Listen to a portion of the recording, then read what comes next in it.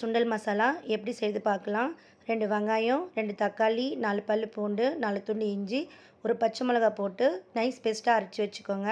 பட்டாணியை 5 மணி நேரம் ஊற வச்சு வேக வச்சு தண்ணியோடு எடுத்துக்கோங்க. 2 ஸ்பூன் குழம்பு மிளகாத்தூள், 1 ஸ்பூன் காஷ்மீர் சில்லி பவுடர், கொஞ்சம் கருவேப்பிலை, கொஞ்சம் கொத்தமல்லி, கல்லுப்பு, நறுக்கின வெங்காயம். இப்போ எப்படி செய்கிறது பார்க்கலாம்.